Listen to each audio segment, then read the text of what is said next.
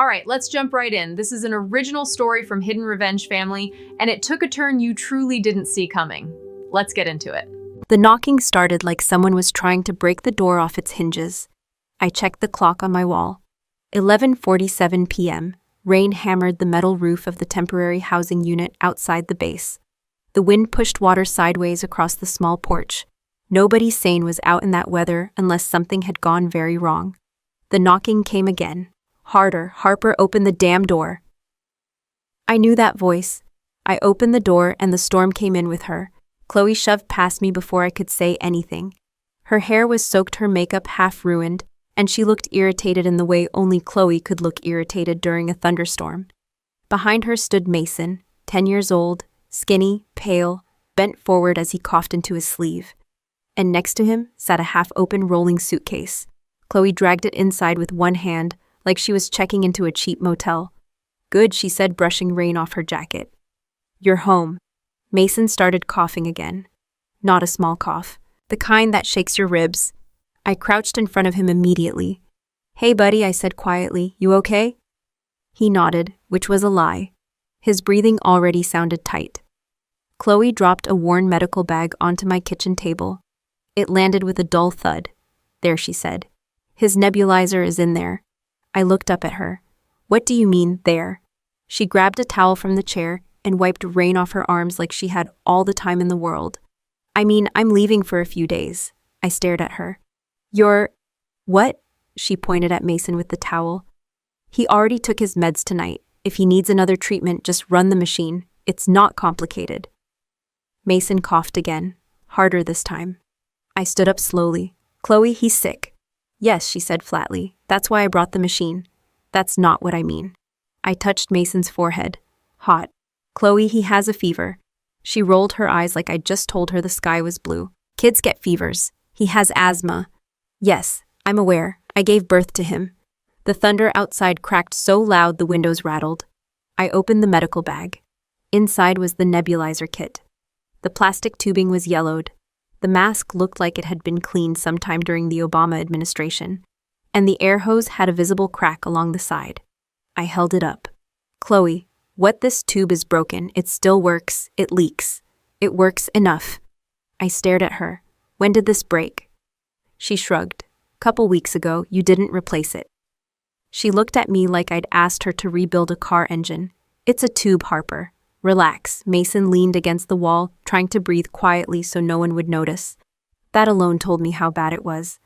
Kids only try to hide breathing problems when they've learned adults don't want to deal with them. "Where's his TRICARE card?" I asked. Chloe paused. Then she turned toward the door. "I'm serious," I said. She grabbed the handle of the suitcase. "Chloe, I'm getting in the car." "Where is his insurance card?" She sighed loudly like I was ruining her evening. "God, Harper, why do you always turn everything into a federal investigation? Because he needs medication. You have the machine. The machine is broken." She waved a hand. "Just tape it or something." I felt my patience disappear. "Where is his TRICARE card?" She leaned against the doorframe and gave me a slow, tired smile. "I'm going to Dubai."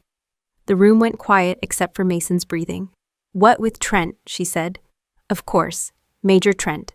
The golden boy currently climbing the officer ladder like it was an Olympic sport." "He got leave approved," she continued. "We're doing a week in Dubai." I looked at Mason, then back at her. "You're leaving your 10-year-old kid with a fever and broken medical equipment so you can go on vacation." She laughed. "Vacation?" She pointed at Mason. "That kid has been coughing for 2 months. If I waited for him to be healthy, I'd never leave the house. He needs medication. He has medication. He needs prescription refills." She rolled her eyes again. "You handle paperwork for the base all day. Paperwork is literally your job. I need his TRICARE card." She opened the door. Cold rain blew in again. Outside, headlights lit up the driveway. A black Mercedes sat idling near the curb.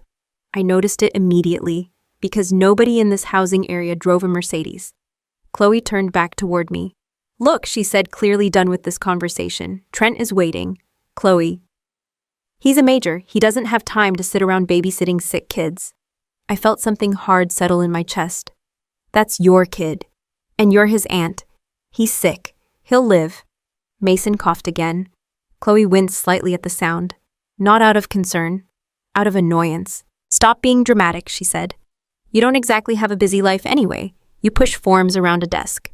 I didn't answer, because arguing with Chloe was like arguing with a brick wall that owned designer handbags.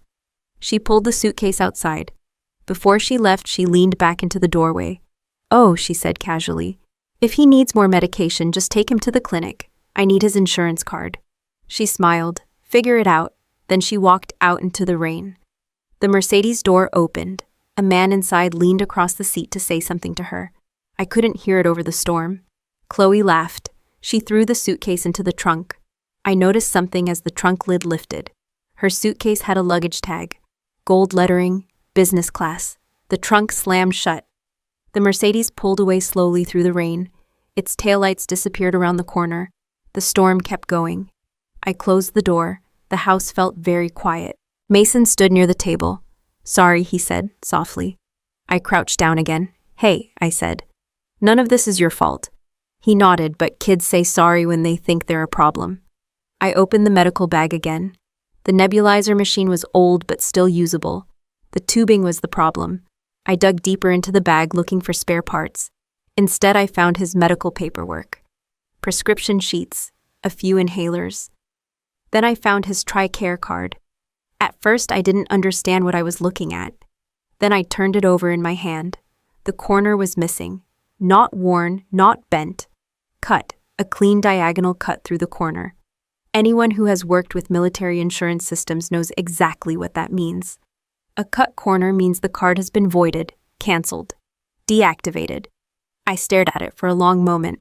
Mason was sitting on the couch now, breathing slowly. The rain kept hitting the roof. Chloe thought she had just dropped off a sick kid so she could drink cocktails in Dubai. What she didn't know was that the canceled TRICARE card sitting in my hand was the first loose thread in something much bigger.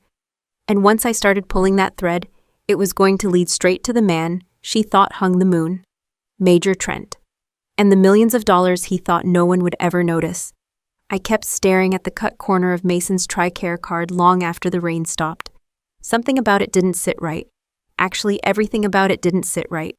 Mason had finally fallen asleep on my couch after a breathing treatment.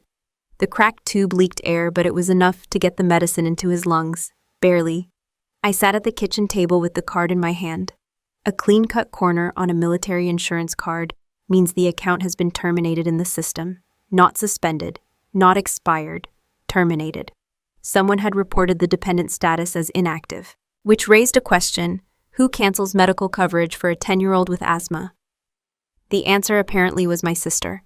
Around 2:50 a.m., Mason started coughing again. At first, it sounded like the same cough he'd had all night. Then it changed. If you've been around asthma patients long enough, you learn the difference between coughing and air hunger. This was air hunger. He sat up suddenly, clutching his chest. "I can't breathe." That sentence will wake anyone up faster than a fire alarm. I grabbed the nebulizer kit and plugged the machine in. The motor started buzzing. The cracked tube immediately started leaking air again. Mason tried to inhale through the mask. His chest kept pulling harder and harder. Not enough airflow, not enough medication. His breathing started making a whistling sound. That's when you stop playing home doctor. "All right," I said calmly. "We're going to the hospital." I grabbed my car keys. Mason was trying to stay calm, which is impressive for a 10-year-old whose lungs were currently staging a rebellion.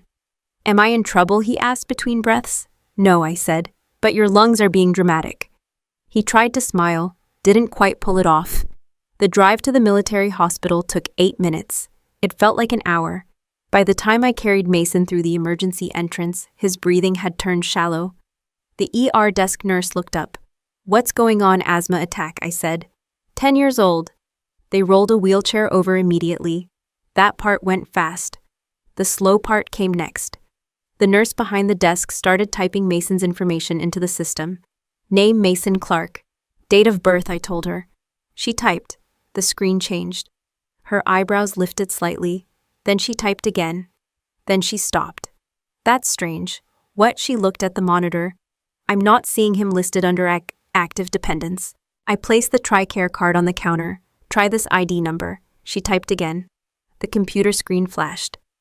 Then a red warning banner appeared across the monitor. She leaned closer. "His coverage has been terminated." I already knew that. but hearing it out loud still made my jaw tighten. Why, I asked. She scrolled. Her expression changed. Then she looked up at me.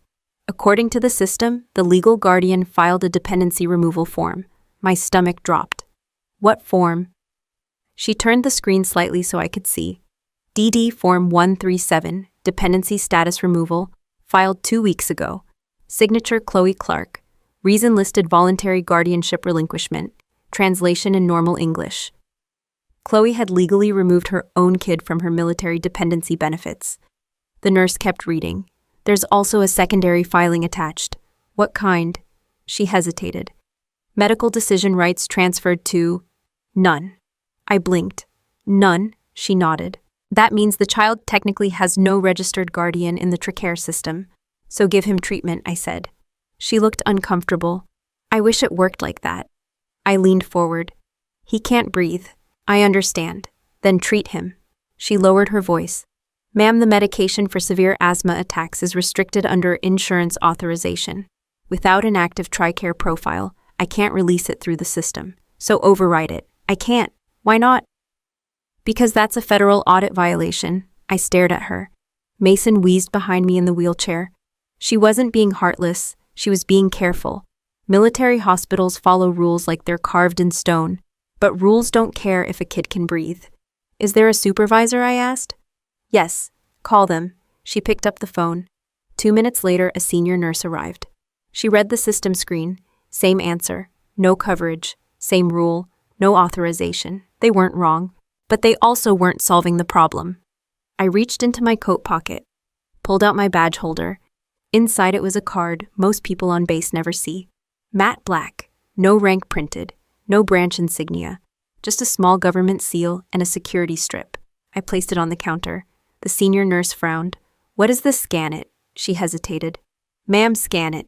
She slid the card through the reader. The computer screen changed instantly. The system interface went dark for half a second.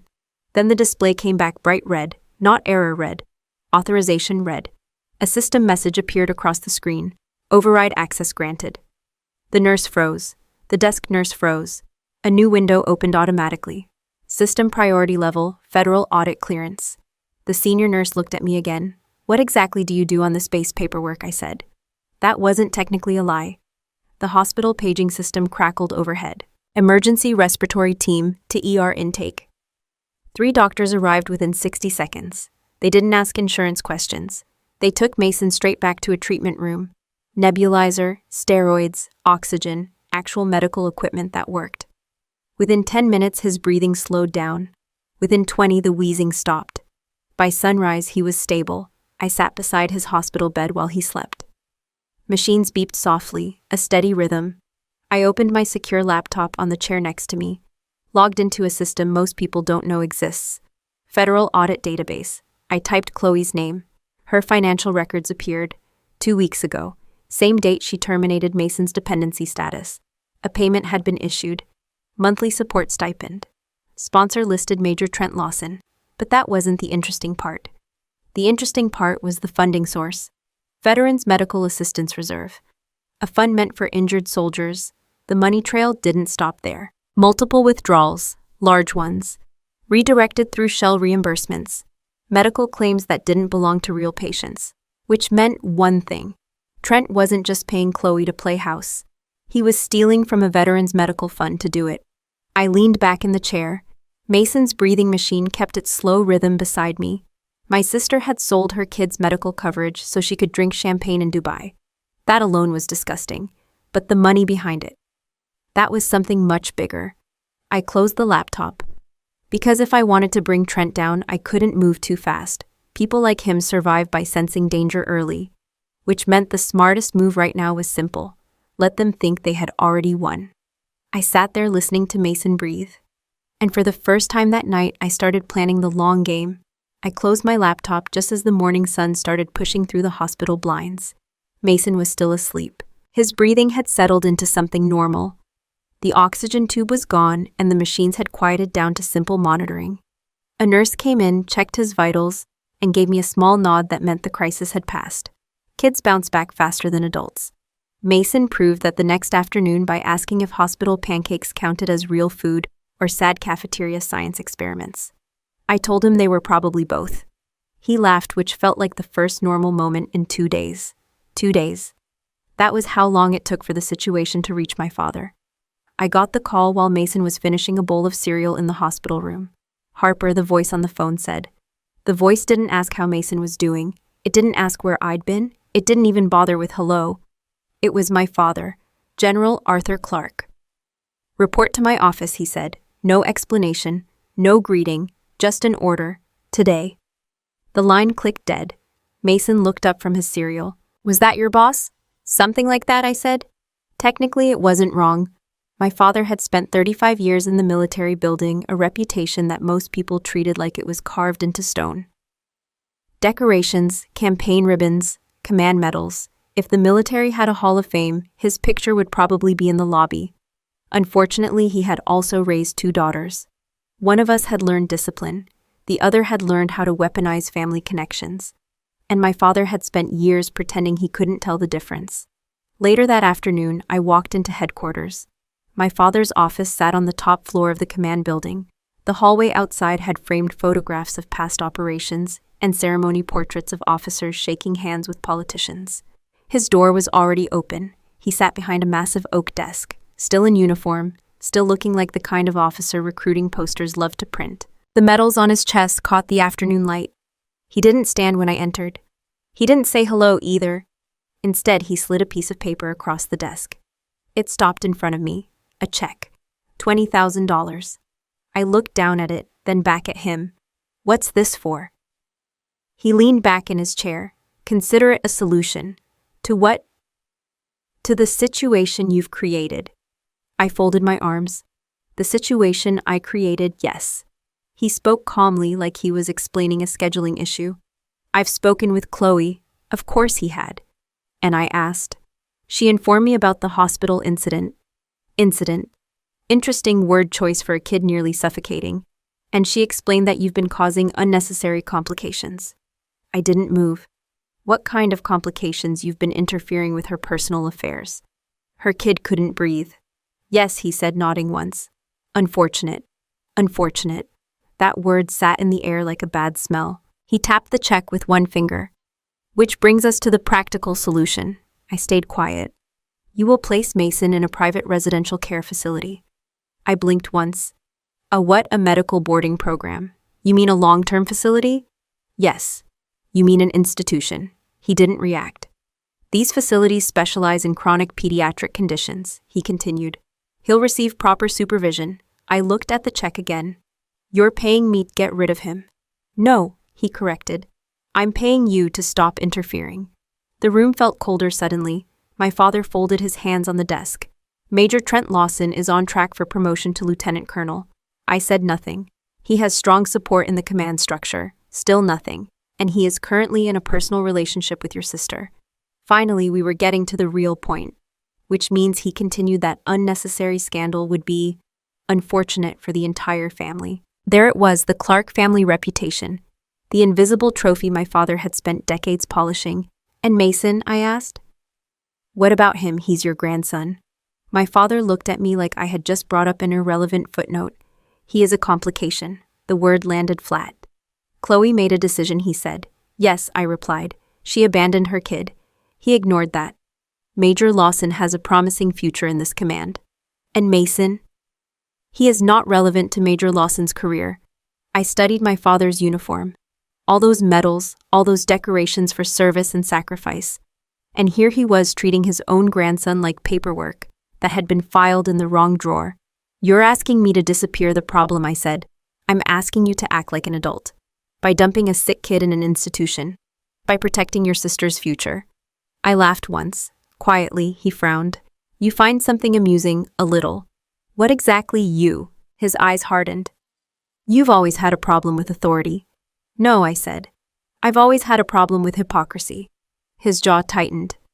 Don't make this emotional, Harper. I'm not good. He pushed the check slightly closer. Take the money. I didn't touch it. Arrange the facility. Silence filled the office for a moment. Finally, I reached forward. Not to take the check, just to slide it back across the desk. It stopped in front of him. I understand, I said calmly. He watched me carefully. Good. Mason won't be a problem for you anymore. He nodded once. See that he isn't. I turned and walked toward the door. No argument, no raised voices, just quiet agreement. Behind me, my father said one last thing. You've always been jealous of your sister. I stopped in the doorway. Not because the comment hurt, because it told me exactly how small his understanding of the situation really was. I didn't bother correcting him. I walked out. The hallway outside headquarters was quiet. I pulled my phone from my pocket. Not a regular phone, a secure one, the kind that doesn't route through standard military networks. I dialed a number from memory. 3 rings. A voice answered, Federal Audit Division.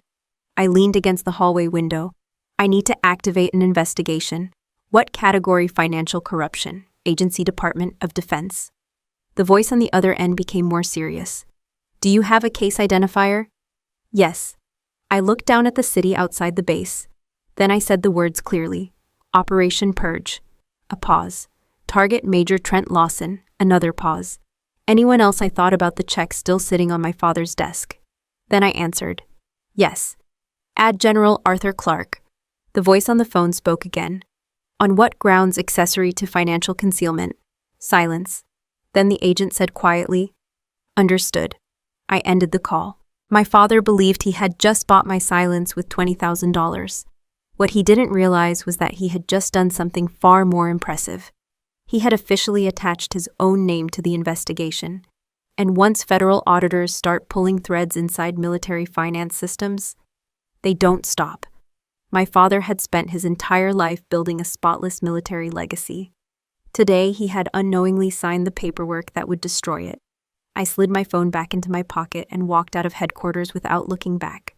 That was the last conversation I ever had with my father that sounded like family. After that, everything became paperwork. Military paperwork, federal paperwork, legal paperwork.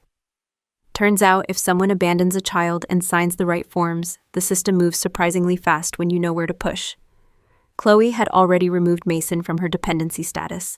She had also signed away medical authority. At the time, she thought it was just a clever trick to collect a single status stipend while she traveled the world with Major Trent Lawson.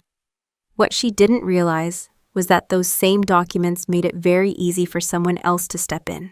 Someone like me. The court hearing lasted 23 minutes. The judge looked at the hospital records, the canceled insurance, the abandonment paperwork Chloe had signed. Then he looked at Mason. Do you feel safe living with your aunt? He asked. Mason nodded immediately. Yes, sir. The judge didn't hesitate. Temporary guardianship became permanent custody 6 months later. A year after that, I finalized the adoption. Mason stopped calling me Aunt Harper. He switched to Mom sometime during the 2nd year. He didn't make a big announcement about it. It just happened. One morning, he yelled from the kitchen, Mom, do we have cereal? And neither of us questioned it. 3 years passed like that. 3 quiet years. Mason grew 6 inches. His asthma stabilized with proper treatment. Turns out, breathing works a lot better when you actually have access to medication. He joined the middle school basketball team. He wasn't the tallest kid, but he made up for it by running like someone who knew what it felt like not to breathe. Chloe, nothing. No phone calls, no birthday cards, no emails. Not even a message asking if her son was still alive. 3 years of complete silence, which suited me just fine, because while Mason was growing up, something else was happening quietly behind the scenes. Financial audits take time, especially when the people involved wear expensive uniforms and have powerful friends. But money always leaves footprints, and federal auditors are very good at following footprints. 3 years later, on a calm Saturday afternoon, Mason and I were in the driveway arguing about whether pineapple belonged on pizza. It absolutely does not, he said confidently. You're 13, I replied. You've been wrong before. The sound of tires pulling into the street interrupted the debate. A large black SUV rolled slowly toward the house, military plates. Behind it was a second vehicle, white, also government issue. I felt that familiar quiet alertness settle in. You don't work in federal investigations without developing instincts for trouble. The SUV stopped in front of the driveway. The back door opened. And out stepped Chloe. 3 years hadn't changed her much. Designer coat, perfect hair, and a diamond ring big enough to signal aircraft. She looked like someone who had spent the last few years enjoying other people's money. Behind her stepped two military police officers. MPs. That was interesting. Mason looked at me. Do you know her? Unfortunately. Chloe walked toward the house like she owned it. Her heels clicked against the pavement. She stopped about 10 feet from us. Well, she said, look who's still playing house. Mason shifted slightly behind me. Chloe's eyes finally landed on him. She studied him for a moment. Wow, she said casually. You got tall. No hello, no apology, just casual observation. Then she turned back to the MPs. That's him. One of the officers stepped forward. Ma'am, he said politely. We're here to resolve a custody dispute. I raised an eyebrow. A what? Chloe folded her arms. My son has been illegally withheld from me. I actually laughed. That caught the MP off guard. I'm sorry, I said. Did you just say illegally withheld? Chloe didn't smile. You took advantage of a temporary situation while I was traveling. 3 years is temporary now. You manipulated paperwork. Interesting theory. She gestured toward the MPs. I'm here to collect my child. Mason stepped closer to me. He didn't look scared, just annoyed. Who is she? He asked quietly. Chloe's head snapped toward him. Excuse me, I answered calmly. She's someone who used to live here. The first MP cleared his throat. Ma'am, according to the complaint, you removed a minor from his legal guardian without authorization. I crossed my arms. Is that what the complaint says? Yes. Did the complaint also include the guardianship paperwork? The officer hesitated. We were told the documentation would be provided here. Of course they were. Chloe smiled like she thought the next 5 minutes were going to be very satisfying. Go ahead, she said sweetly. Tell them your little story. Instead, I turned toward the front door. Give me a second. I stepped inside the house and grabbed a thick folder from the entry table. Then I walked back outside. The MPs were standing next to Mason now. One of them reached for his shoulder. Son, we're going to need you to officer, I said calmly. Both men looked at me. I handed the folder to the older one. Before you touch my son, I said you might want to read page 3. He opened the folder. Inside were certified court documents. Guardianship transfer, dependency removal. Chloe's original signature. He flipped another page. Adoption paperwork. Federal family court seal. The officer's expression changed immediately. Then he reached the final page. The red seal stamped at the bottom made him straighten slightly. He closed the folder slowly. Then he looked at the name printed on the property registration attached to the file. Then he looked at me. Then very quietly he took a step back. His partner glanced at the page. His eyes widened. Both men immediately snapped their heels together. They raised their hands in a sharp salute. Ma'am, Chloe blinked. What are you doing? The older MP handed the folder back to me. Apologies, ma'am, for what Chloe demanded. He didn't answer her. He kept his eyes on me. Your home is not subject to inspection. Chloe's mouth fell open. Excuse me. The MP looked uncomfortable. Ma'am, the resident of this property holds federal task force clearance. Chloe turned toward me slowly. What did you do? I shrugged. Paperwork. Her face turned red. You think you can hide behind documents I'm not hiding? She stepped closer. Trent is about to be promoted to a Pentagon command position. That's nice. He will strip you of whatever little job you think protects you. I smiled slightly. Maybe. Her voice sharpened. You're finished. I watched her carefully. The anger, the confidence, the absolute certainty that Trent's power could fix everything, which was almost funny, because Chloe believed I had won today with clever paperwork. What she didn't know was something much more important. Major Trent Lawson had been sitting under federal investigation for 3 years, and the case file was getting thicker every week. Chloe thought she had just started a fight. What she had actually done was walk straight into the middle of an operation that had been building quietly since the night she abandoned her kid on my doorstep. Chloe stood in my driveway for another 30 seconds after the MPs saluted and stepped away from Mason. You could almost see the gears turning in her head. She had expected tears, panic, maybe a scene where I begged her not to take Mason away. Instead, she had just learned 2 uncomfortable facts. First, Mason legally wasn't her son anymore. Second, I apparently had access to authority she didn't understand. People like Chloe don't handle that well. Her voice dropped into that tight, cold tone she used whenever she believed someone had embarrassed her in public. This isn't over. I didn't think it was, I said. You manipulated the system. Or I said calmly, I read the documents you signed. She pointed a finger at me. Trent will hear about this. Tell him I said hello. She stared at me like she was memorizing my face for a revenge poster. Then she spun around and stormed back to the SUV. The MPs followed her silently. The vehicle drove away. Mason looked up at me. That lady is weird. That's a very polite way to describe her. He watched the SUV disappear down the street. Was she really my mom? Yes. He thought about that for a second. Okay, he said. And then he went back to arguing about pizza. Kids are resilient like that. Adults, unfortunately, are not. Chloe called someone the second she got into that SUV. I know that because the federal monitoring system flagged the call 30 seconds later. She called Trent. And Trent immediately called someone else. My father, General Arthur Clark. Within 48 hours, the first move landed. I discovered it on Monday morning while trying to pay my electric bill. The bank app didn't work. The website didn't work either. Instead, I got a message asking me to contact customer support, which is never good. I called the bank. After 5 minutes of polite hold music, a representative answered, "Ma'am, your accounts are currently under temporary review. Review for what federal compliance request?" That was interesting. Requested by who? I'm not authorized to disclose that. Of course she wasn't. Can I access my funds? I'm afraid not until the review is completed. How long will that take? Possibly several weeks. I thanked her and hung up. Then I checked the second account. Same result. Savings, frozen, checking, frozen, civilian credit line, frozen. Someone had pulled a lot of strings very quickly. I leaned back in my chair. Only 3 people had the influence to trigger that kind of financial review on short notice. Chloe, Trent, and my father. My guess was all 3, which meant they were expecting something. Probably tears, maybe panic. Possibly a phone call begging them to fix it. Instead, I made coffee. Then I opened my laptop. Because when people freeze your civilian accounts, they assume that's your only source of money, which would be true for most people. But federal task force assignments come with something useful. A separate operational funding structure. One that doesn't run through normal civilian banking systems. In other words, I still had money, just not the kind Chloe knew about. While I was dealing with that small inconvenience, something much more interesting was happening across the base. Major Trent Lawson arrived at the procurement building just before noon.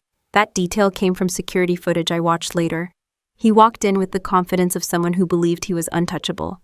His promotion board review was scheduled in 3 weeks. After that, he would likely move to a Pentagon command office, which meant today was the perfect time for one last financial maneuver. The procurement office handled weapons contracts. And weapons contracts involved very large numbers that could be adjusted in very creative ways if someone controlled the approval process. Trent approached the restricted access door. He pulled out his security card, swiped it across the scanner. The screen lit up. Instead of the usual green light, the display flashed red. Access denied. Trent frowned. He tried again. Same result. Access denied. The security camera showed him looking annoyed. He pulled out his phone and called the base security office. We had the recording of that call. Yeah, he said sharply. This is Major Lawson. My clearance card isn't working. There was a pause. Then the security operator answered. Please hold while I check your status. More typing sounds. Then the operator spoke again. His voice had changed. Major Lawson, your security clearance has been temporarily suspended. Silence. Then Trent said, That's impossible. I'm reading the system status, sir. Who authorized that? Another pause. Then the operator answered. The order was issued by the director of CID, Criminal Investigation Division, the people who investigate military corruption. Trent didn't speak for a few seconds. Then he hung up. The camera showed him standing there in the hallway, staring at the door scanner like it had personally insulted him. 5 minutes later, he made another call. This one went to Chloe. We didn't have the audio for that conversation. But judging by what happened next, it probably wasn't calm. Because Chloe showed up at Mason's school the following afternoon. Not alone. She had a large pair of sunglasses, a designer jacket, and a fresh purple bruise on her forearm. The bruise looked dramatic, too dramatic, like someone had applied it carefully. I watched the live camera feed from the school security system on my laptop. Chloe stood outside the main gate talking loudly to the front office staff. Even without audio, I could read the situation instantly, crying, pointing, gesturing toward the bruise. Classic accusation posture. She was claiming assault. Specifically, she was claiming that I had attacked her when she tried to see her child. It was a clever move in theory. Domestic violence accusations trigger automatic investigations. Investigations create pressure. Pressure forces negotiations. At least that was probably the plan. What Chloe didn't know was that the school had recently upgraded their security system, which meant every camera on campus was recording in high definition, and every one of those video feeds was routed through a secure monitoring server, a server connected to a federal oversight network, which meant something else. Every move she made at that school gate was being recorded, and those recordings weren't just sitting on a school hard drive. They were being mirrored to a review terminal inside the Pentagon. Chloe thought she was staging a dramatic public confrontation. What she had actually done was step directly onto a stage where every performance was being broadcast to the people investigating her boyfriend. She wiped fake tears from her eyes and pointed toward the building. Inside, Mason's class was just ending for the day. I watched the camera feed quietly, because if Chloe wanted to perform a scene, the best thing I could do was let the cameras roll. After all, good investigations run on evidence. And right now, Chloe was very generously creating a lot of it. She believed a little crying and a fake bruise could flip the board back in her favor. What she didn't realize was that every word, every gesture, every accusation she made was being recorded by the same federal system that was already building a corruption case against Trent. In other words, her performance wasn't just being watched, it was being archived. I watched the school security feed for another 10 minutes before I left the house. Chloe was still outside the front gate performing what I can only describe as a daytime soap opera audition. Big gestures, fake crying, showing the bruise on her arm to anyone who looked confused enough to listen. The front office staff looked uncomfortable, which made sense. Most school employees aren't trained to handle dramatic family confrontations involving people who wear expensive coats and claim legal emergencies. I grabbed my uniform jacket before leaving, not my regular duty uniform. My formal Class A, the one with the ribbons. When people like Chloe want attention, you give them a stage. But you make sure you control the lighting. The drive to Mason's school took 12 minutes. By the time I arrived, the situation had escalated. Chloe wasn't alone anymore. Standing beside her was my father, General Arthur Clark, still perfectly pressed, still carrying himself like the world owed him respect. Next to him stood a man in a gray suit holding a briefcase. Civilian lawyer, of course. Nothing says loving parent reunion like showing up to a middle school with legal representation. I parked across the street and watched for a moment. Chloe had now gathered a small audience, a few teachers, some confused parents picking up their kids, and a handful of students pretending not to stare. Chloe dabbed her eyes with a tissue. "I just want my son back," she said loudly. The lawyer nodded sympathetically. My father stood slightly behind them, arms crossed. The picture of disappointed authority. If this had been a movie, the next scene would have been me rushing in emotionally to defend myself. Instead, I waited. Because timing matters. The school bell rang. Students began pouring out of the building. Chloe straightened immediately. "Where is he?" she asked the office worker. The woman pointed toward the main exit. "7th grade dismissal is coming out now." Chloe stepped forward eagerly. Then Mason walked out of the building, backpack over one shoulder, basketball under the other arm. He spotted Chloe instantly. Kids notice tension faster than adults. Chloe opened her arms dramatically. "Mason." She walked toward him quickly. My baby Mason stepped backward. Just one step, but it stopped her cold. He looked at her like he was studying a stranger. "Don't touch me." Chloe blinked. "What?" He repeated it calmly. "Don't touch me." The crowd got quieter. My father frowned. "Mason." Chloe said softly, switching to a fake gentle tone. "It's me, I know." She reached for him again. "I've missed you so much." Mason took another step back. "No, you didn't." Her smile twitched. "Sweetheart, stop calling me that." Now the crowd was definitely listening. Chloe's voice tightened. "Mason, I'm your mother." He shook his head once. No, that single word hit harder than shouting. Chloe looked around nervously. "You're confused." "I'm not," she pointed toward the school office. "This woman kidnapped you." Mason didn't even glance in that direction. Instead, he lifted his arm and pointed behind her. "My mom is right there." Everyone turned. A black armored government SUV had just pulled up to the curb. The door opened. I stepped out. The Class A uniform tends to change the temperature in a situation, especially when the ribbons on the chest tell a story people don't expect from someone they thought they understood. I wasn't alone. 2 uniformed officers stepped out behind me, both JAG military lawyers. They walked with me toward the gate. Chloe stared. "What is this?" My father's expression hardened immediately. "You had no authority to come here dressed like that." I stopped a few feet away from him. "Hello, Arthur." He hated when I used his name instead of Dad. "This is a family matter," he said coldly. "No," I replied. "It stopped being a family matter 3 years ago." The lawyer stepped forward. "My client," I held up a hand. "Save it." I reached into the folder I was carrying, pulled out a document, and handed it directly to my father. He looked down. His face tightened.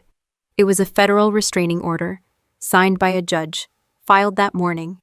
My father looked up slowly. "What is this nonsense? You're interfering with a federal investigation. That's ridiculous. You're also harassing a legal guardian and a minor." The lawyer leaned over to read the paper.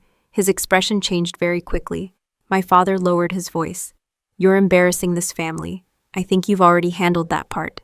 He stepped closer to me. "You will remove this order. No, you don't understand the consequences." "Oh," I said calmly, "I understand them perfectly." I tapped the document. "If you take one more step toward Mason today, Arthur, the Department of Defense will freeze your retirement benefits pending investigation." His eyes widened slightly. "Don't threaten me." That wasn't a threat. I nodded toward the paper. That was a courtesy notice. Silence fell across the school entrance. The lawyer spoke quietly to Chloe. She looked confused. What he whispered something else. Her face drained of color. My father stared at me like he was trying to decide whether to explode or retreat. He chose retreat. One step back. Not much, but enough. I turned toward Mason. "You ready to go home?" He nodded. "Yes, ma'am." We walked past Chloe without another word. Behind me, I heard her voice rise again. "This isn't over." It sounded smaller now, more desperate. My father said nothing, because for the first time he was starting to understand something. This wasn't a family argument anymore. It was a federal case. Mason climbed into the SUV and buckled his seatbelt. As I closed the door, he looked up at me. "Did I do okay?" "You did great," he smiled. The SUV pulled away from the school. In the rearview mirror, I saw Chloe yelling at the lawyer while my father stood stiffly beside her. Humiliation is a powerful motivator, and people like Chloe and Trent don't walk away quietly after being humiliated in public. They double down, they escalate, they gamble. Which meant the next move was coming soon. What Chloe didn't know was that Trent had already scheduled his biggest public appearance of the year, the Winter Military Gala. The night his promotion would be announced, the night he expected applause, congratulations, and photographs. Unfortunately for him, that same night had also been reserved for something else, evidence. The Winter Military Gala was scheduled 3 weeks after the school incident. 3 weeks is a long time when people believe they're about to win something. Trent spent those weeks doing exactly what ambitious officers do when they think promotion is guaranteed. Handshakes, speeches, strategic networking with people who control the next step of his career. From the outside, his life looked perfect. His promotion board review had passed. His file was moving to final approval, and the gala was supposed to be the public moment where the command announced his advancement. That kind of ceremony matters in military culture. Uniforms polished, speeches rehearsed, careers quietly reshuffled in the background. Hundreds of officers would be there, several politicians, a few senior Pentagon officials. In other words, a room full of witnesses, which made it the perfect place for a promotion or a collapse. I arrived late on purpose. The gala was held in the command ballroom downtown. Tall ceilings, crystal lights, rows of tables covered in white linen, uniforms everywhere, dress blues, medals, polished shoes. If someone had filmed the room for a recruitment commercial, it would have looked impressive. Near the center of the room stood the man of the evening, Major Trent Lawson. Perfect uniform, perfect posture, perfect smile. He was shaking hands with a senior colonel when I walked in. Chloe was next to him. She wore a black designer gown that probably cost more than my first car. Diamond necklace, hair done professionally. She looked like someone who had already decided the night belonged to her, which made sense. Chloe had always been good at celebrating victories that hadn't technically happened yet. I stayed near the entrance for a moment and watched. Trent laughed at something a senator said, Chloe nodded politely to a group of officers' wives. Everything about their body language said the same thing. We've already won. It was almost impressive. Confidence like that usually comes from either brilliant planning or complete ignorance. In Trent's case, it was the second one. I walked toward the bar. The bartender handed me a glass of champagne without asking. I took one sip. Not bad. Across the room, Chloe finally saw me. Her expression froze. Then it shifted into something sharp and irritated. She leaned toward Trent and whispered something. He turned, saw me, and smiled. That was the kind of smile people use when they believe someone has come to watch their success. He excused himself from the group he was talking to and walked across the room. Chloe followed. They met me halfway. Well, Trent said casually, I didn't expect to see you here. I like parties. Chloe folded her arms. You have a lot of nerve showing up tonight. Do I? Yes. You tried to steal my son. I tilted my head slightly. You signed the paperwork. She ignored that. Trent sipped his drink. You know, he said calmly, there's still time for you to fix this situation. What situation? This unnecessary hostility. I nodded slowly. Right. He leaned closer. You've made things complicated. That happens when people commit financial crimes. His smile didn't move. You've been making accusations. I prefer the word documentation. Chloe stepped forward. You think anyone here cares about your little investigation? She gestured around the room. These people run the military. I looked around. She wasn't wrong. The room was full of power. Generals, commanders, political advisors, people who could end careers with a phone call, which is why tonight was going to be interesting. Relax, I said. I'm just here to enjoy the evening. Chloe laughed sharply. Enjoy watching Trent get promoted. Something like that. At that moment, another voice cut in behind us. Harper, my father, he walked toward us with my mother close behind. My mother looked nervous. My father looked furious. He stopped directly in front of me. You will leave. That was the first thing he said. No greeting, no attempt at conversation, just an order. This event is not for you. Really? You've caused enough damage. Chloe crossed her arms satisfied.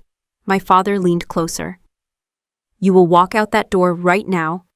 And if I don't, his voice dropped to a whisper. If you stay here tonight, I will publicly disown you in front of every officer in this room.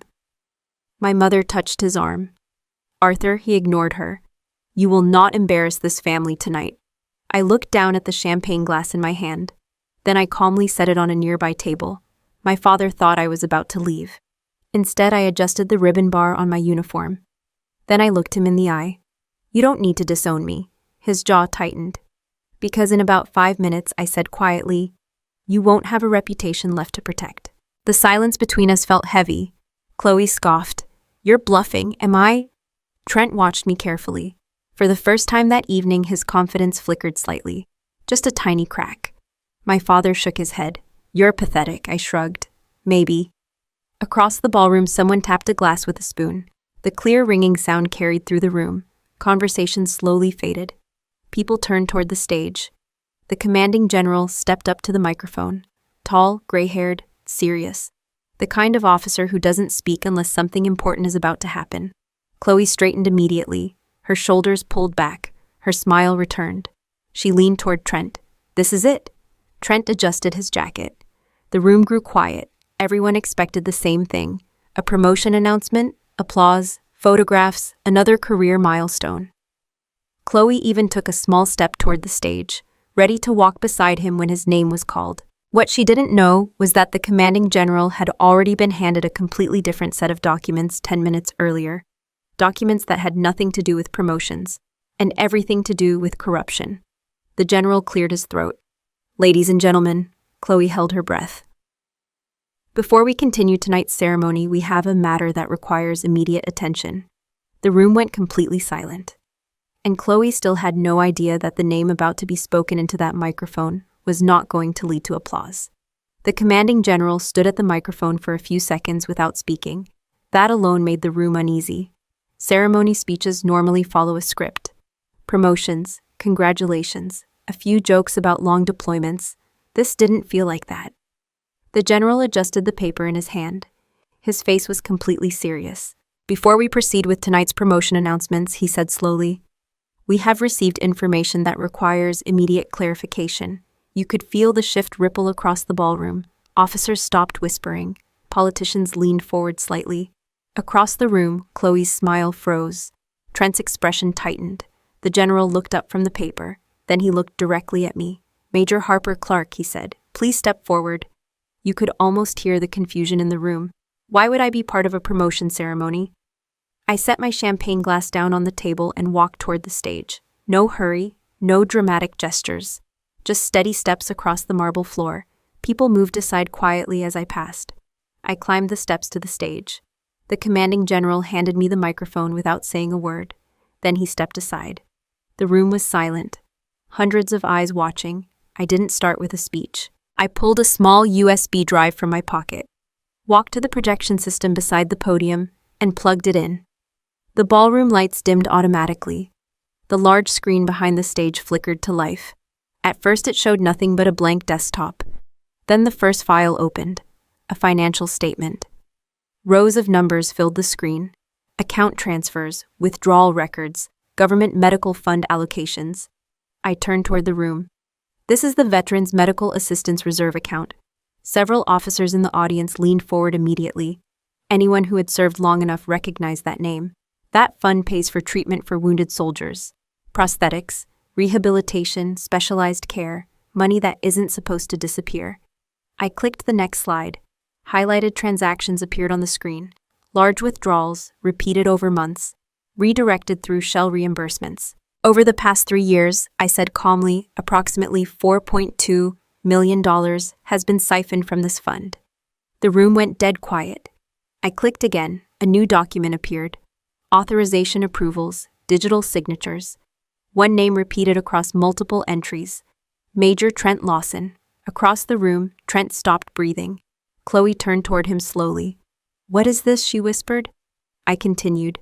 These withdrawals were disguised as medical reimbursements for veterans who never existed. Another click. Bank transfer confirmations. The final destination accounts appeared. One of them was a private luxury travel account. Owner Chloe Clark. Murmurs spread across the ballroom. The commanding general didn't move. Neither did I. I clicked the final file.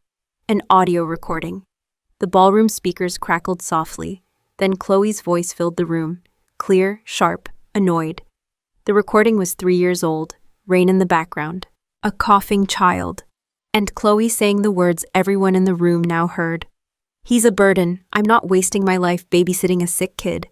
Someone in the crowd inhaled sharply. The recording continued. Her voice again. "Just leave him with Harper. She has nothing better to do anyway." The audio ended. The silence afterward felt heavier than any speech. I stepped back from the computer, looked out across the ballroom. Trent's face had turned pale. Chloe looked like someone had pulled the floor out from under her. My father stood perfectly still, like a statue that had just realized the room was on fire. Then the doors at the back of the ballroom exploded open. 4 men in black suits entered quickly. CID badges flashed under the lights. Criminal Investigation Division. Behind them came 2 more agents. No shouting, no panic, just efficient movement. The lead agent walked straight toward Trent. "Major Lawson." Trent tried to speak. "This is Oz." The agent grabbed his arm and spun him around. Cold steel cuffs snapped shut. "You are under arrest for financial fraud, embezzlement of federal medical funds, and conspiracy." Gasps spread through the room. Chloe screamed, "No!" She grabbed Trent's arm. "You can't do this." Another agent stepped forward. "Ma'am, step aside." She didn't move. "I'm calling my father." She turned desperately. "Dad." My father hadn't moved yet, but 2 CID agents were already standing behind him. General Arthur Clark, one of them, said calmly, "You are being detained pending investigation for obstruction and concealment of federal financial crimes." My father turned slowly. "You're making a mistake. Sir, please place your hands behind your back." The room watched as one of the most respected officers in the building was escorted away.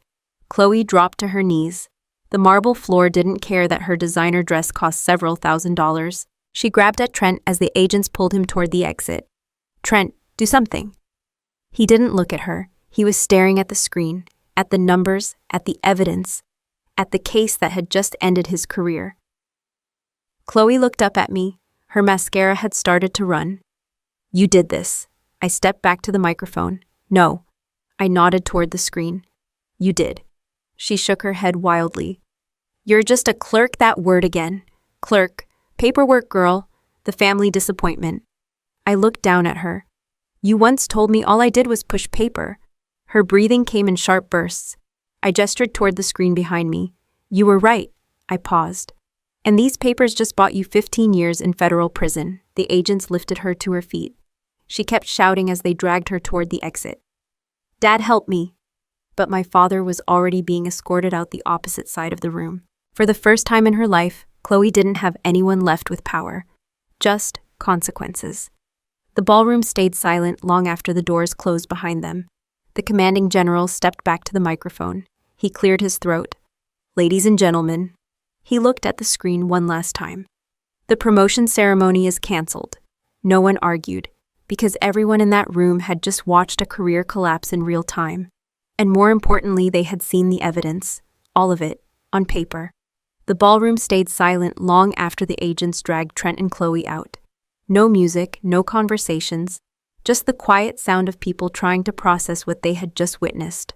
A federal corruption arrest in the middle of a military promotion ceremony tends to ruin the mood. Officers stepped away from their tables slowly. Some whispered to each other. Others just stared at the projection screen, like the numbers might rearrange themselves into something less ugly. They didn't. Numbers don't lie. They just sit there and ruin people's careers. The commanding general ended the evening in about 30 seconds. Ladies and gentlemen, he said calmly, this event is concluded. Please exit the building. No one complained. Within minutes, the ballroom started emptying. Uniforms disappeared toward the doors.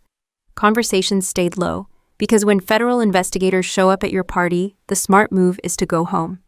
I unplugged the USB drive from the projection system and slipped it back into my pocket. My work inside that room was finished. As I walked toward the exit, a few officers stepped aside automatically. Some nodded, some looked uncomfortable. That's the thing about investigations. People admire them after the fact. But nobody enjoys standing too close when the explosion happens. Outside, the night air felt colder. Several black government vehicles were parked near the entrance. CID agents were loading Trent into the back of one. He didn't fight. People like Trent rarely do once the evidence appears in public. The fight ends the moment the paperwork starts talking. Chloe was louder. She was still shouting as two agents guided her toward another vehicle. This is illegal. You can't arrest me. My father will fix this.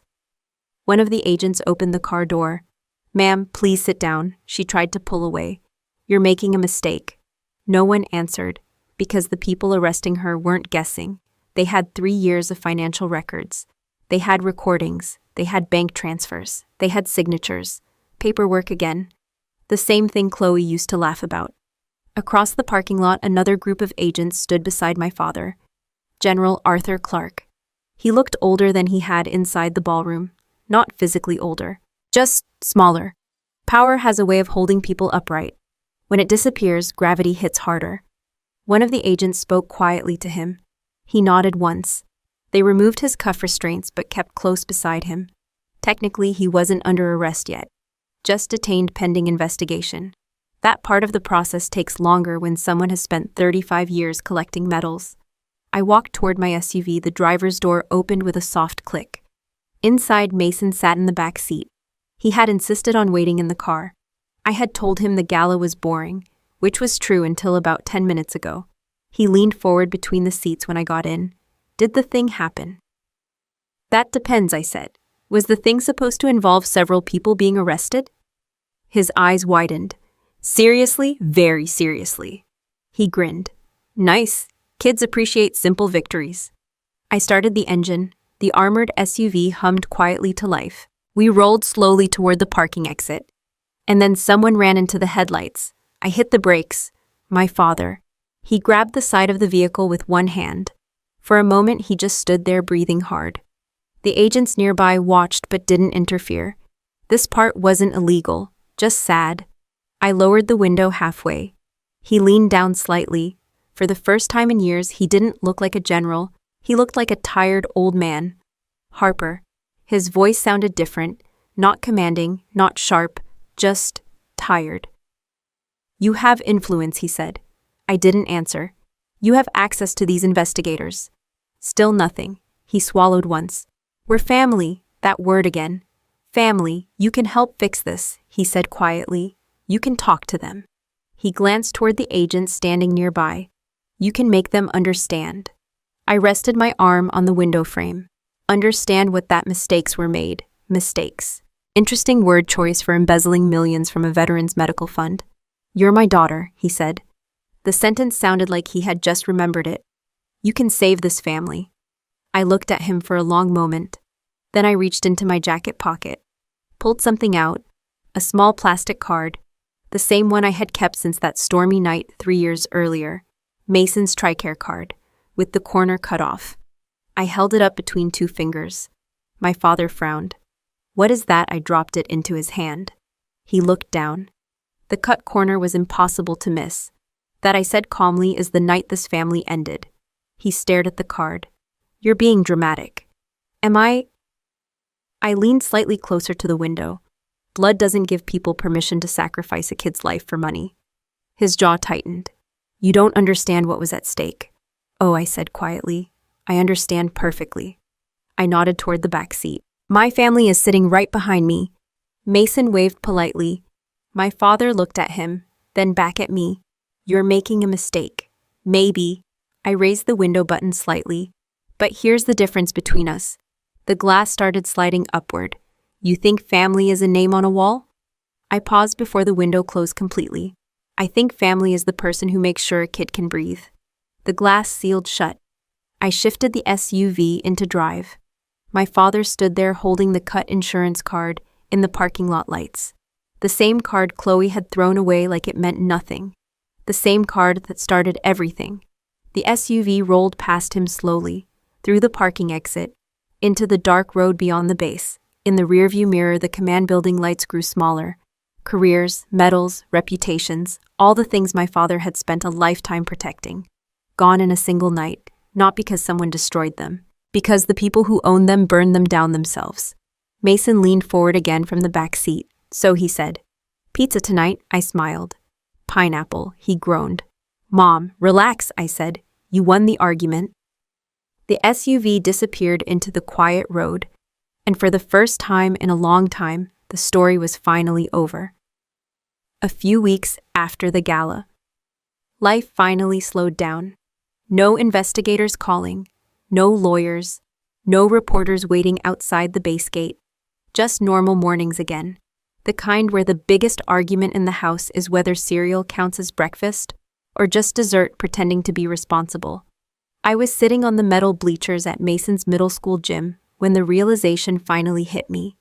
The game itself wasn't anything special. 7th grade basketball, lots of running, not much strategy. But Mason was out there on the court, moving fast, breathing easy, calling for the ball like he had never spent nights struggling just to fill his lungs. 3 years ago, that kid couldn't climb a staircase without wheezing. Now he was sprinting the length of the court and trash-talking his friend about a missed shot. Kids are funny like that. They recover faster than adults, physically, emotionally, but they remember something adults often forget. They remember who showed up. I leaned back on the bleachers and watched him run the next play.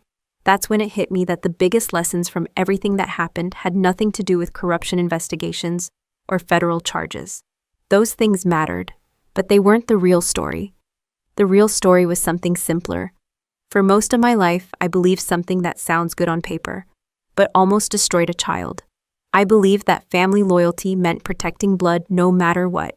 Turns out that idea is dangerous, because some people use family as a shield for behavior that should never be protected. Chloe used it. My father used it. They both believed the same thing. That family reputation mattered more than the people inside it. And that belief nearly cost Mason his health. Maybe worse.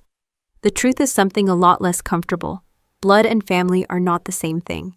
DNA is biology. Family is responsibility. Family is the person who stays when things get difficult. Family is the person who makes sure a kid can breathe before worrying about how the situation looks to outsiders. Chloe shared Mason's DNA, but when it mattered most, she walked out the door. And when she did that, she made a choice. She just didn't realize she was also making another decision.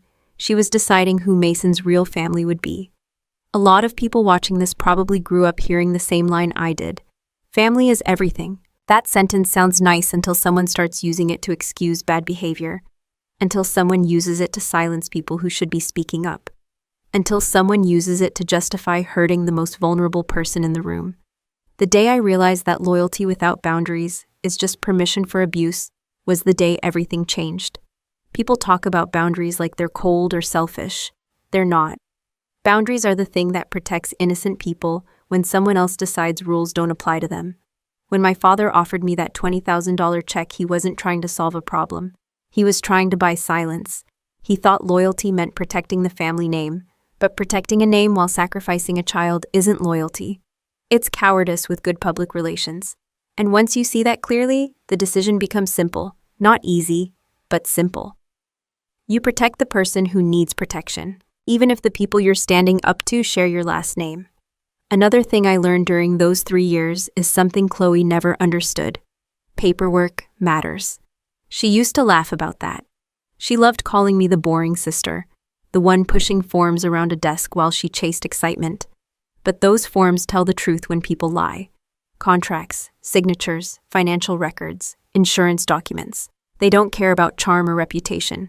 They just sit there quietly waiting for someone to read them. Every major mistake Chloe and Trent made existed on paper long before anyone confronted them about it. They thought their power protected them. What actually exposed them were their own signatures. The same paperwork Chloe mocked ended up being the thing that stopped her from taking Mason back. It was also the thing that proved where the money was going. People underestimate boring details, but boring details are where truth hides. Another lesson I didn't expect came from watching Mason grow up over the past 3 years. Kids don't measure love the way adults do. They don't care about titles or careers or who has the nicest house. They care about something simpler. Who showed up? Who sat in the hospital room when they were sick? Who helped with homework? Who showed up at basketball games even when the team loses by 20 points? Those things build trust in a way grand speeches never can. And trust is what creates family. Not blood, not reputation, just consistent presence. The funny part is that none of the things that mattered most were dramatic. They were quiet, making sure medication was filled on time, driving to practice, arguing about pizza toppings, the kind of normal moments Chloe thought were burdens. Turns out those moments are the entire point. When the game ended, Mason jogged toward the bleachers, sweaty, out of breath, grinning. "We won," he said proudly. I saw. He grabbed his water bottle and took a long drink. Then he looked at me. "You know what Coach said? What if we keep practicing like this, we might actually make the playoffs?" I nodded. "That sounds promising." He sat down next to me. "Pizza tonight, pineapple." He groaned immediately. "Mom," I smiled, because 3 years earlier that word would have surprised both of us. Now it sounded completely normal.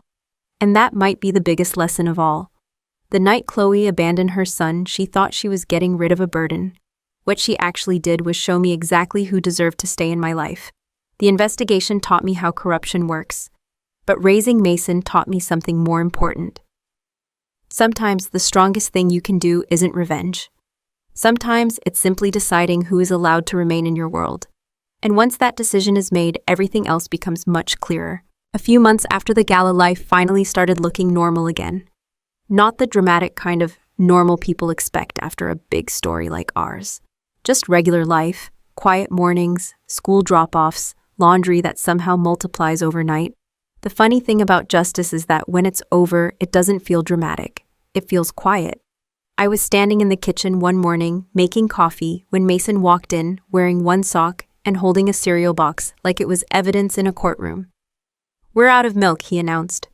I opened the fridge. He was right. "That seems like a solvable problem," I said. He leaned against the counter. "Can we get donuts instead?" "No." "Worth a try." That was the moment I realized something important. The story everyone saw ended at the gala. The arrests, the scandal, the collapse of careers. But real life doesn't end at the dramatic moment. Real life continues the next morning when someone asks if donuts count as breakfast. And that's where the real lessons show up. One of the first things I learned through this entire situation is something people don't like hearing. Justice is slow. In movies, corruption gets exposed in a single dramatic moment. In real life, it takes years. 3 years in our case. 3 years of financial audits, 3 years of collecting documents, 3 years of waiting for the right moment to expose the truth. There were plenty of days during that time when nothing seemed to move. No arrests, no headlines, just quiet investigation work. A lot of people quit during that stage because it feels like nothing is happening. But the truth is that justice doesn't move quickly, it moves carefully. Every document has to be verified. Every transaction has to be traced. Every accusation has to be proven. If you rush it, the entire case falls apart. That's something people forget. Patience is not weakness. Sometimes patience is the only reason justice survives long enough to work. Another lesson came from watching Trent's career collapse in a single night. For years, he had everything people usually associate with success: money, status, influence, connections. He looked powerful, but power without character is just a countdown timer. It looks impressive until the moment it explodes. Trent didn't fail because someone betrayed him. He failed because he believed rules didn't apply to him. People like that eventually create their own downfall. They push too far. They get careless. They assume the system will always protect them. But the system doesn't forget. It just waits. Eventually, the evidence catches up. Another thing I learned is something that makes a lot of people uncomfortable. Silence protects the wrong people. For years, people around Trent suspected something wasn't right. Money moving in strange ways. Approvals that didn't quite make sense. But nobody said anything. Not because they agreed with him. Because speaking up is uncomfortable. It creates conflict. It puts you in difficult positions. It might cost you friends or career opportunities. So most people stay quiet. And corruption grows in silence. The moment someone decides to speak up, everything changes. That's when the system finally has something it can act on. Standing up for the truth rarely feels heroic in the moment. Usually it just feels exhausting. But if no one ever does it, the worst people always win. The last lesson I learned was probably the most personal one. Your life can start over at any moment. 3 years before the gala, I thought I knew exactly who I was. The quiet sister, the one with the boring job. The one people underestimated. The one pushing paperwork in a small office. Then one night, a sick kid showed up on my doorstep. Everything changed after that.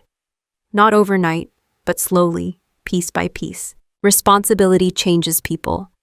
So does purpose. I didn't set out to become the person who exposed a corruption network. I set out to help a kid breathe. Everything else followed from that decision. Sometimes the worst moment in your life turns out to be the moment your real life begins. You just don't recognize it at the time. Mason walked back into the kitchen while I was finishing my coffee. Coach says we might make the playoffs. That's good. We have to win 2 more games. That seems doable. He grabbed the cereal box again. You know what's weird? What, you're way less intense now. I laughed. That's because most of the intense stuff already happened. He thought about that for a second. Then he shrugged. Cool. Kids have a way of simplifying things adults overcomplicate. He started pouring cereal, without milk, which apparently wasn't a problem anymore. Before he left the kitchen, he stopped and looked back at me. Hey, yeah, thanks. For what? For not sending me away. The sentence was simple, but it carried 3 years of history inside it. I nodded once. You're welcome. He disappeared down the hallway a moment later. The house went quiet again. And that's when I realized something I want everyone watching this story to remember. If you're dealing with people who manipulate you, if you're surrounded by people who use family as an excuse to control you, if you feel like speaking up will make your life harder, you're probably right. It will. Standing up for the right thing usually creates problems in the short term. But staying silent creates bigger problems later. You're allowed to protect yourself. You're allowed to protect the people who depend on you. You're allowed to walk away from relationships that only exist to use you. And you're allowed to build a better family than the one you were given. Later that night, Mason and I were sitting on the couch arguing about pizza again. Pineapple still doesn't belong on pizza, he said. You're wrong. I'm absolutely right. We've discussed this. He shook his head dramatically. You're impossible. Correct. He laughed. And just like that, the house felt normal again. No investigators, no court hearings, no family drama, just 2 people arguing about pizza toppings on a quiet night. Some people think victory looks like revenge, but the real victory is simpler than that. It's the moment when life becomes ordinary again. And this time, the right people are sitting at the table. Final note. This story is a work of fiction, but the valuable lessons we discuss are entirely real and continue to happen to many people every day. If this style isn't for you, that's perfectly okay. Please feel free to look for other content that better suits your needs.